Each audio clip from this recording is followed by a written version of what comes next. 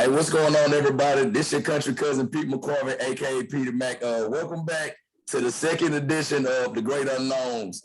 I know we took a little while off, but this person I've got today, man, he's a busy guy. He on the East Coast. I'm out here on the West Coast. I'm a busy man myself, military, and getting on stages and just living life. So we apologize for the hiatus, but we back in full effect. You know how it is. Now this guy got on today. Been doing comedy for like a decade and a half. Transplant ATLian. Also a good friend of mine. He hails from Cincinnati, Ohio. He's definitely gonna let you know that. He's a chicken wing connoisseur and he's a self-proclaimed trap nerd. We're gonna get into all that once we further we go in the episode. This is my man, Steven Roberts, but BKA is the legendary Sonny G. Sonny, what's happening, big dog? Man, what's good, Pete? Hey, yo, don't be nice. Audience, it wasn't that I was busy. I was being an asshole. Petey kept trying to set this up, and I kept on fucking off. So I'm gonna be honest, it wasn't a scheduling conflict. It was an asshole conflict. But okay. I'm here now for the interview. I was gonna let you ease into that, let them find that out about you, bro, because I ain't want them to know straight off like that. I know you're an asshole. For those of y'all who don't know, a lot of y'all do, but those of y'all don't know, me and this man was like roommates for like my first year and some change in Atlanta. So I know that's the word I'm looking for. I know the inner workings of his assholishness, if that's a word. But he's like, if anyone of y'all ever seen Annie, he's like Daddy Warbucks on Annie. He's an asshole outside, but the man got a heart of gold. He got to have a heart of gold because, y'all, when I first moved, I ain't known this man for like 2 weeks. And next thing I know, I was like a tenant with him for over a year because he was glad to tell you I'm a tenant, not a roommate. Well, I mean, you was paying rent. So yeah. You was paying rent to me and that I was paying to the complex. So technically, was it all the way to the complex? Because you know, a couple times we went without heat, fool. And it wasn't because we didn't have the funds. Because I know I gave the money for that heat. You know, we didn't have no heat running through that, but I sure smelled some chronic and some granddaddy Kush and some perk going through there. That's because, you know, I support Black businesses. You know what I'm saying? As soon as they be talking about how the Black dollar don't circulate. I know my Black dollar immediately goes to the weed man and my daughter's hairdresser. So that's 2 Black businesses that I immediately support when I get paid. The heat company is not a Black business, therefore they can wait. Fool, a couple of times we went to some Arabs or some Mexicans. Don't lie. Every now and again, you know, they got the liquor stores. But no, man, what's been up with you, dog? I mean, like, other than the weekly calls we had, what's else been? Because, like, you running like a little ghetto camp Anawana from Salute Your Shorts over there, ain't you? Right now? Yo, I mean, a little bit. Right now, I'm working on getting my Trap Nerd brand out there. I'm opening some new rooms in Gwinnett, you know what I'm saying? So the people ain't always got to feel like they got to go all the way into the city to get their comedy fix. I just put a new video on TikTok, a new Thought Boy Summer video on TikTok that is doing numbers that I didn't think it was going to do. Like I'm already at 2,000 views and it's only been up for like 8 hours. That's the best video I've ever, or the most reaction I've ever got out of a video. And man, I'm just working. I'm working on me. I'm working on comedy. I'm trying to, you know what I'm saying, just come out of this when all is said and done about Sonny. I want motherfuckers to know that I respected this culture above everything. You know what I'm saying? Yeah. I'm on my TI shit with the comedy. No matter what, you gonna respect this hustle. So all right. Yeah. So how you go about, like, what was your beginnings when it came to like doing comedy? What made you like, I mean, give us who you are and where you're from and what led you to know one day I could do comedy? Because I know you're here from Cincinnati. So what was it like growing up in Cincinnati? Specifically, tell us specifically where in Cincinnati you're from. Because you know you scream that every day like Easy scream comedy. Madisonville, Cincinnati, the East Side. So I've been an East Sider my whole life. Shouts out to Decatur out here. I was the candy lady in the trap on the East Side for a little bit here in Atlanta. But now, growing up in Cincinnati, so the thing was I've always admired comedy. Like one of my earliest memories, you know, back in the day when folks used to call everybody to the house to watch movies and stuff. One of my earliest memories was the whole family gathered around my grandma's TV to watch Eddie Murphy, Delirious or Raw. I can't remember, but one of the whichever was the later one, everybody was gathered around to watch it. And the you know, I got McDonald's, that joke always stuck out with me. So I always wanted to be funny as a kid, but the thing was in the 90s, when you are a kid in the hood, in the ghetto, and you know, with me, I was never considered funny by my peers growing up. Oh yeah. It was always, you know, I always got side looks, like, you know, so I didn't even think I had a career in comedy. I kind of like, the matter of fact, the very first person I told I wanted to be a comedian was my dad. I was like 10 years old. And I told him, which it wasn't even a joke, it was just a premise. I was just talking about how my mom watched soap operas and how people on soap operas managed to like get married to their relatives by accident. I said something like, how you marry your cousin? And he just kind of looked at me like, all right, kid, don't give up your day job. So I didn't have any dreams or aspirations of growing up as a comedian, but I always loved comedy. You know what I'm saying? Martin, not Run Tell That. What was the one before Run Tell That? He's So Crazy. You So Crazy. Eddie Griffin's Voodoo Child. Like, I just always loved stand-up. So fast forward, like 70% of young Black males in the 90s, I was a rapper, a wannabe rapper.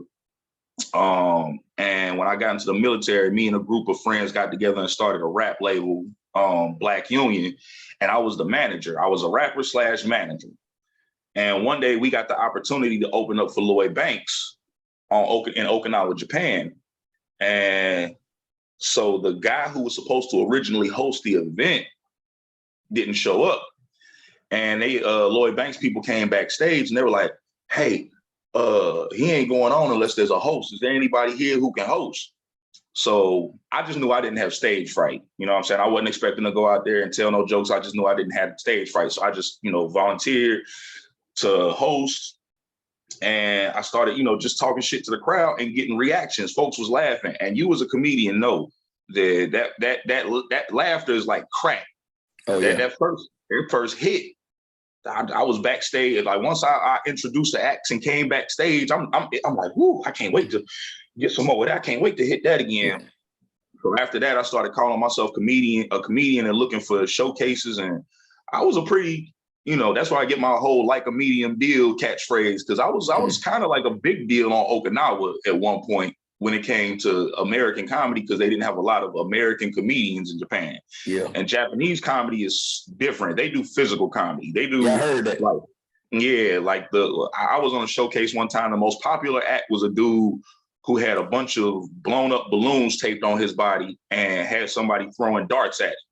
Oh, that was the headliner of the showcase that I was at. And he, you know what I'm saying, so I'm telling jokes, and besides the language barrier, it's like, you know, are these even funny? Even if you understand English, is this funny? But that's how I got my start, just hitting comedy rooms.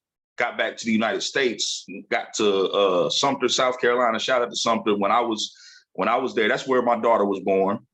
And when I was there, it was the murder capital of the United States, which don't make sense to me because it wasn't but like a population of 2,000 people. It goes by per capita. It doesn't go by the population. It goes by how many murder per capita. So I know. That's why I was like, bro, y'all ain't got but 2,000 people. What is you doing taking out 10 every weekend?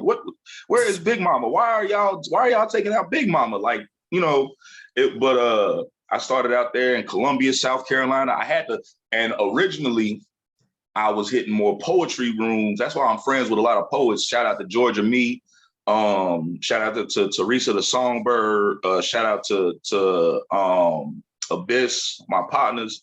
They would let me up on stages to tell jokes. And the crazy thing about doing comedy at poetry rooms, and if you ever interview O.D. Odell, he'll be the one to tell you this.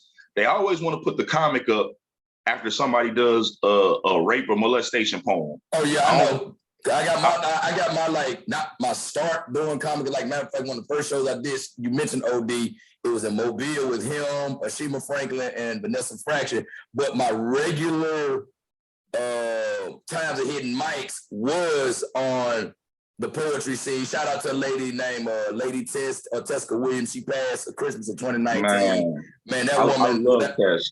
Tess was my. You know Tess? Listen, Tess led a whole revival outside. Remember the hotel that used to be up the street from us?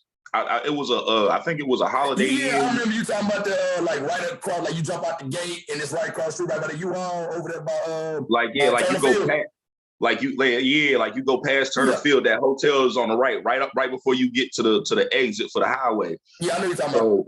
Yeah, there was this might have been right before I met you, but they, every year there's a poetry event called Southern Fried. This for Southern poets. And Lady Tess held a whole revival in the parking lot. It was one of the dopest things I've ever been a part of. Oh, wow. Because we was all just drinking, having a good time. And then the next thing you know, she bouncing up and down and she's like, yes, yeah. And everybody like caught the Holy Ghost and we was all speaking in tongues, but it wasn't a religious thing. It was just hey, we all are artists who are enjoying ourselves and having a good time. It was just so dope. I loved Lady Tess just as a person. I lusted her as a object. You know what I'm saying? She knew that in her life. So I'm not going, I'm not going to be fake about it because she's passed. I told Lady Tess every time I seen her, I said, you give me an opportunity, I knock the stuffing out that English muffin. You feel me? Yeah, I did not know you. I did not know you knew. All the times we talking, as much we talk, I never knew y'all crossed paths. I swear to God, I didn't. That's the artist community. There's so many people like that it's like, you know him? Oh yeah, I know. That's like shouts out. I can't remember the comedian's name that just Tyrell. He just passed. That was Sean P's cousin. But come to find out, he knew a young lady that I used to mess with in Okinawa. That was also her cousin. So she called me and she's like, yo, you remember I was telling you about my cousin Tyrell, who was a comedian? I was like, yeah, he just passed. Then she's like, I did not know y'all knew each other. I'm like, yeah, it's the world is a lot smaller than we think. You know what I'm saying? If we all just sit here and play 7 degrees with each other, we'll find out we've crossed paths with more people than we know. That's true. And I know you had mentioned like, when you get that first laugh as a comedian ever on stage, it's like akin to like a crackhead getting their first hit. So we're gonna talk about you being a child. Now I know you talk about it a lot, so I don't think I'm treading on dangerous ground. So you, in fact, were raised by crack addicts, correct? Indeed. I tell folks I grew up in a crack house. One of my jokes is I grew up in a crack house twice, because the state came and took me away from my crackhead parents and put me in a whole new home with new crackheads. I was like, oh, this look familiar. I ain't got no TVs or food in this bitch. Okay, I know this program. So you think that shaped your humor, or like how you approach life or anything like that? It did. It definitely had an effect where I think humor was my way of trying to escape, or my way of trying to relate to something without, because growing up in the 90s, being a little boy, the walk it off culture, like men are allowed to be expressive with their emotions now. But, as a little boy growing up in the 90s, it was just kind of like, get over it, walk it off. Okay, well, since I can't talk to you about this, let me tell you my humorous take on it, type deal. But shout out to my parents, because they have both been recovered for 10 plus years now. But just that environment, just growing up around, drugs and stuff like that. That's why I call myself trap nerd. I grew up in the trap before trap was a thing. You know what I'm saying? Like, definitely shout out to I call her Mama Gillespie, because like that woman like one of my biggest fans. I remember when you threw that party for me going off the boot camp. I didn't know she was in town. She was like one of the main people there. Make sure, baby, you're going to be good. You need to eat up when you go to boot camp, Peter. You're going to be, I'm like, I'm going to be good. And every time I come home, or she see I'm in Atlanta on Facebook, you and Peter hooked up? Is Peter with you right there? I'm like, that's Mom. Well, shout out to Mom. Yeah, Mama love her some Petey. She asks me all the time whenever we talk, you talk to Petey? And then she always says, I know when we have our conversations, I'll be telling you, I'm like, yo, we be saying the same thing. But every time she asks about you, she go, you talk to Petey? And then after I say rather I did or didn't, she go, I just love to hear him talk. I could listen to him talk all day. Yes, some people love this country accent, some people don't. But before we get to trap nerd, I'm gonna say you keep mentioning Okinawa a lot. I know what you was doing over in Okinawa, but tell everybody else what led you to Okinawa. Because I'm still, even when I mentioned you told me this, I'm like, nigga, for real? How you did? I was in the Air Force, and that was where I got stationed. But as far as what I was doing, shit, fighting Marines every damn weekend. That was pretty much, it was the crunk era, and Marines don't like Air Force, you know what I'm saying? So when we all go to the clubs off base, and you as a service member know this, you can look at people in their civies and assume what branch they in. You know what I'm saying? Right. We can identify each other immediately, like, I think he Army. So going off base, going to clubs, Marines immediately they recognize, oh, that's Air Force. So every weekend it was just me fighting Marines and dancing the crunk, and it was a great ass time, but it was violent as shit. And the crazy part is, the one time Marines, the Marines, first off, this, there's no such thing as fighting a Marine. No. It'll never happen. No. You will never fight a Marine in your life. These niggas is like the putties from Power Rangers. You swing on one, 11 more gonna pop up, like just like the damn putty. So that's what my weekends was fight. But these niggas beat my ass so bad one time that when I regained consciousness, I was in a bar with a drink in front of me. I said, huh? It's like, yeah, man, you took that ass whooping, bro. Here, drink this. Oh, that's one thing about them. They gonna assault the hell out of you, beat the hell out of you, but they good people underneath. If that makes sense. It do. I mean, it's so now I fuck with Marine. Like when I find out somebody is or was a Marine, I fuck with them. Like, you know what I'm saying? We still have that whole shit talking, demeanor, but it's no real disrespect at the end of the day. I do respect, people for who they are and shit like that. But nah, them damn Marines in Okinawa. So that's also where my comedy was getting jumped off, because after getting my ass whooped and hanging with me in a bar, it's like, oh shit, he funny. If I'd have known he was funny, I wouldn't have beat his ass in the parking lot. But that was my time in Okinawa, was fighting Marines, going to work. I got married to my first love, and then we came back to the United States. So Okinawa was a whole, by the way, real quick for any of your viewers, if you ever go to Okinawa, there's this back alley called Ho Alley. Ho Alley is where prostitution is legal, but there's a specific room that's like a makeshift strip club that's got what we call the Banana Lady. The Banana Lady's whole show, she like 70 years old. Hold on. I already know where you're going with this. Cause we call them ping pong shows. Like in Thailand, I went to Thailand ping pong show. Hey, I already know. You said Banana Lady, I already know, because let's just say, I'm not gonna say how she did it. She projectile the banana out, and then it hit my leg. I had some khakis on. I'll never forget this. Hit my leg, and I had to walk out of there with like in my drawers in Thailand. I guess I've got a denim shirt on, walking out with some like Nike Dunks. This back before they really got high price. As I'm walking out, that shirt, my boxers, and Nike Dunks on. So I'm walking, and a couple of peers like, McCarvey, why you guys? I went to a ping pong show, the banana hit my leg. They're like, okay, carry on. Then I went and got me some Bermuda shorts. I'm sitting there with Bermuda shorts, a denim shirt, and some Dunks on. And then it's like so funny because a couple of my superiors, they didn't run into it. They said, ping pong show. I'm like, ping pong show, banana. Just like Teenage Mutant Ninja Turtles. Donnie and Michelangelo, fight, kitchen. Yeah. Okay, so we're going to segue into that, because like that plays to your nerves. So trap nerd. So what made you want to go? Because I know you're a nerd, but what made you want to say trap nerd exactly? So the fact, being in Atlanta, trap, before the word trap got oversaturated, I just was really trying to find a way to relate the fact that I grew up in, a hood type environment. But people's misconception is if you grow up in the hood, you must be hood acting. Now realizing there's a lot of us that was just, where we live, but we were still very intelligent, very into comic books, Dungeons and Dragons, very into, different things. So I decided to adopt trap nerd just to immediately get the point across. You know what I'm saying? Like, this is who I am. It's like, yeah, I know, like I tell people, I'm glad my cousins wouldn't let me sell dope with them, because I'm not somebody who just follows instructions. I'm always trying to improve and shit like that. So I'd have been the only nigga on the block with chocolate crack and strawberry quick crack and peanut butter crack. Like the police would have got me immediately. Like, where the fuck is y'all getting this Hershey's cocoa crack from? Oh, right down there. But that's me as a nerd. It's like I can do all the hood shit, but I'm always gonna put a little nerd spin on it. You know what I'm saying? Like niggas who sell weed now, they always making up names. It's the Runts Pack. This, that.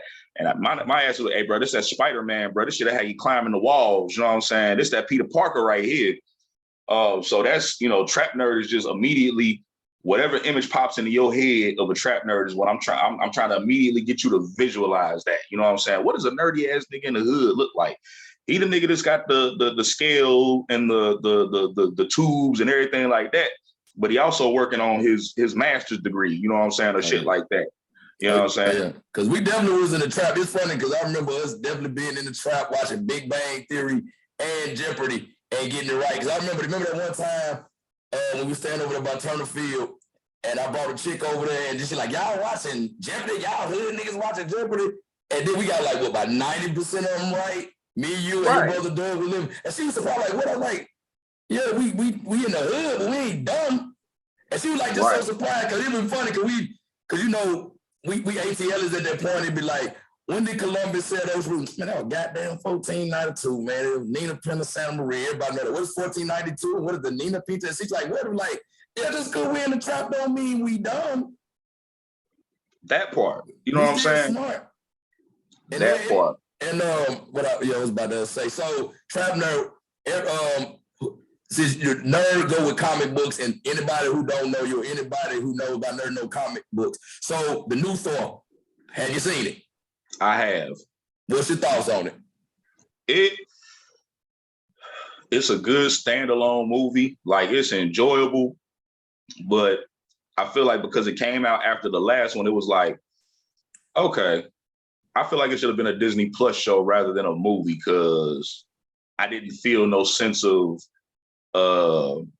danger. There was no real, to me, like it was like he's rescuing the kids, he's doing this, cool, but your biggest threat was the last movie. Your sister whooped your ass this last movie, and this dude keep getting his ass whooped and running off. So I enjoyed it though. I'm not gonna say it was a bad movie because you know me, I'll immediately go into this shit. I don't have that about this story. I just feel like as a standalone movie, it's very enjoyable, but in the Thor saga, it's kind of weak. I.e., you didn't want to pay all that money to go to the theater for it. That's what I got from what you just said. Yeah, I kind of like this is the first Marvel movie that I just got like the credits came on and I started walking and everybody's looking at me like, nigga, you didn't want to stay for the end scene? Everybody knows that. Wow. I did. And my dad called me and told me what the end scene was, and I was like, okay. And I was glad he told me because I was like, if I'd have stuck around for that, I probably would have been mad. Which and not to spoil it, but the character they introduced is actually one of my favorite Marvel characters. I love the fact that they did the whole Greek versus Roman mythology thing. It was dope. But yeah, I was satisfied with what I watched in the movie. So I wasn't even, because Marvel's post-credit scenes lately aren't setting up like they used to. They used to set up where you was like, oh shit, now I got to see the next movie because they done introduced such and such. Now, you know, they're just doing stuff and it's like, oh, okay, well, I wonder where this is going to go. All right, so I guess I'll wait for it to start streaming because, like, for those of y'all don't know, anytime when the MCU was first jumping off, if like especially after I joined the Navy and I went to San Diego, my friends would want to see it because I already knew Sonny would already have seen it on the day of. So my friend like, we need to go see him. I said, hold on, let me call back across to the East Coast right quick. And I get on the phone with Sonny like, hey, yeah, nay. He'd be like, nah. I'm like, man, let me tell you this. I'm like, hey, man, I just got confirmation from one of the biggest comic book nerds. It's a go. I'm like, nah, y'all. Do we have to do the commitment? We got to be at the beach by 3, man. I don't want to be late for that because you know them girls be sticklers. You know how these girls in California, you know, if you ain't there, they mind run away. And, you know, you got to do what you got to do. But now we're going to move on. So I'm going to ask this. When was the moment that you knew that you wanted to push forward with comedy? You knew comedy was something you want to pursue, not just mainly be on stage, but like writing, acting, podcasting, doing whatever. When did you know that this is it for me. This is the lane I want to go in? I always actually, I figured, so my motto is comedy is my religion. It's not my profession. So I'm perfectly happy being an open micer for the rest of my life, because so I knew when I was hitting stages that I could do the hitting stages part. You know what I'm saying? I never had like the ambitions to be like on Netflix or nothing like that. It was just always like, man, can I get the stage time? Because this is great. But the moment that I knew that I wanted this to be a permanent fixture in my life was on my birthday at Make Me Laugh. And shout out to Make Me Laugh. Vanessa Fraction, DJ Black Boy, Rod Rose, Tyler D, yeah. You know what I'm saying? Make Me Laugh Monday was the premier Monday room for Black comedy in Atlanta.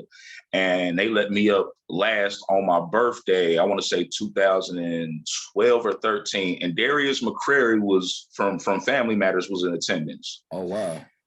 And so I'm telling these jokes or whatever. I had it's when I first premiered my Master P joke. The whole goes with everything.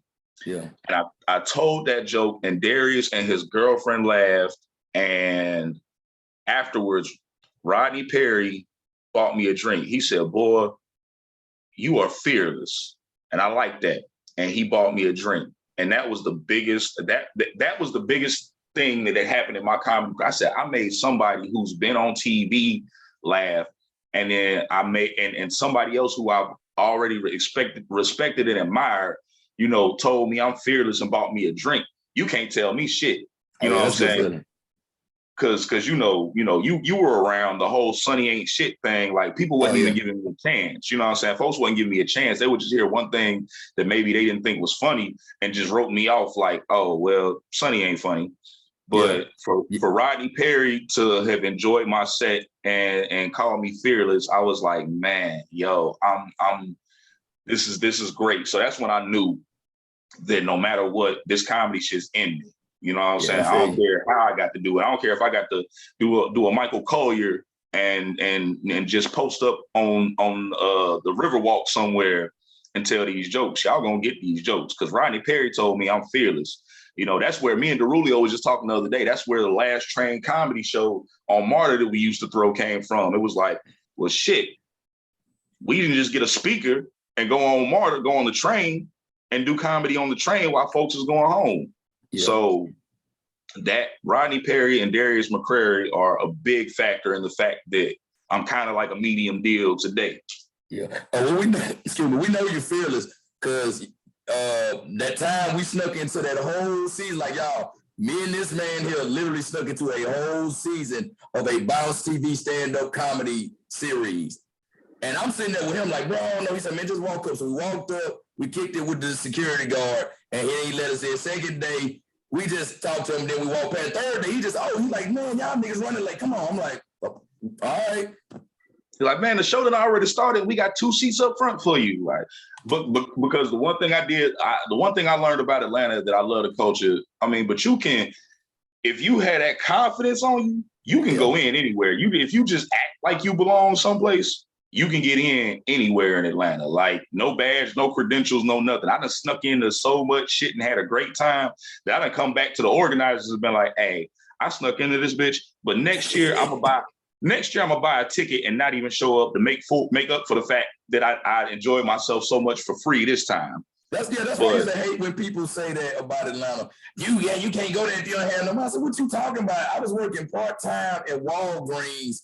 And my roommate, he was in limbo between jobs going off his discipline from military. We partied like rock stars. So, I mean, absolutely. I tell people my very first trip to Atlanta before I even started living here was to go to the A3C Music Festival to see my favorite. I'm surprised you ain't like hosting or one of the organizer. They damn spokesperson for that. You got so much stuff and have been to so many events for them. I tried. The thing about me that I realized about myself is that there are rules to everything and there's a way to approach everything.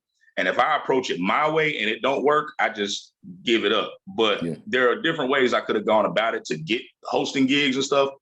I just didn't do that, So It's my fault. But yeah, you're right. Like I still know the organizers. I still know, a lot of the people and everything like that. They haven't actually done it in the last 2 or 3 years. Like the year before the pandemic, they didn't have one. But no, when I first came to Atlanta just to go to the A3C festival, I bought my ticket to the festival, didn't buy a damn hotel room or nothing. So I slept behind the murder Kroger. Oh, wow. Ooh, no, Yeah. Ooh, boy, no. Ooh, boy, you crazy as hell. You dedicated, but you crazy as hell. But yeah. I mean, that's all it was. It was like, yo, there's a chair.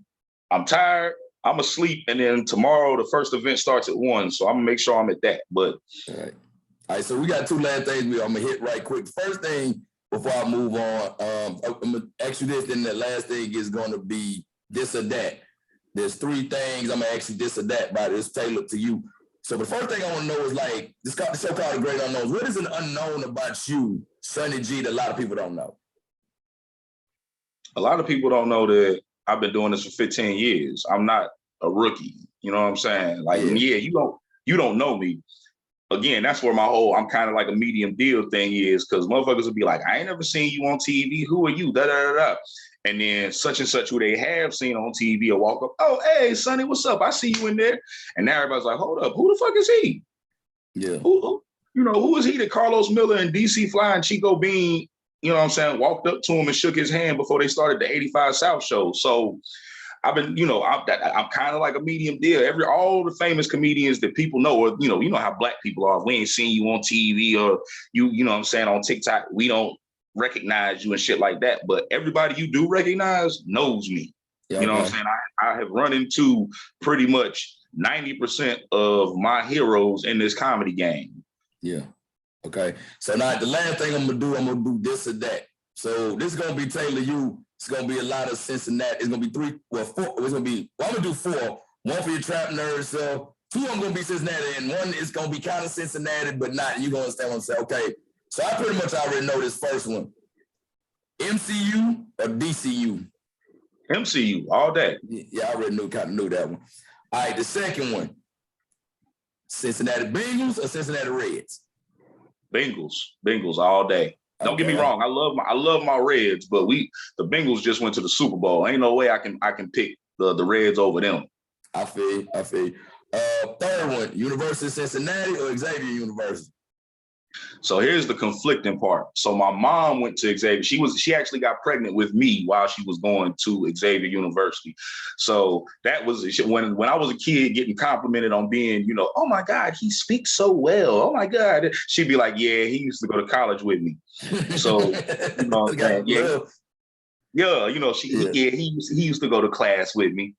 But so I have a deep, deep love for Xavier, but I've always been a Bearcat, a UC Bearcat at heart. Like every year they have what's called the crosstown showdown between the 2 basketball teams. I'm always team UC. So I call my mom, I'll be like, the crosstown showdown is today. She's like, oh yeah, Xavier all day, maybe my alma mater. I'm like, yeah, but because I went to high school right across the street from the University of Cincinnati, a college prep high school, huge.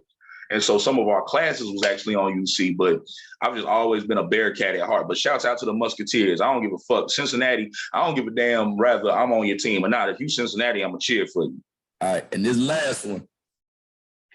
Spaghetti made with skyline chili or chicken wings? Oh, you want to do that? Yeah, we ain't got that much time, bro, so you got to hit it. You got to hit it hard. God dang it. God dang it. You gotta hit this hard. I gotta go with the wings. I gotta go with the wings, bro. Because you was in the lab with me. You know how I do with wings. Hey, them wings on Sunday. Hey, that was a thing, man. I knew that was gonna be a tough one. That's why I said I'm gonna save them for last. All right, but we gotta get up out of here, man. We out of time. Anything in the works that you got going on? Tell them real quick. Tell them your handles, and we gotta get up out of here, man. I'm Trap Nerd Sonny on pretty much all social media platforms.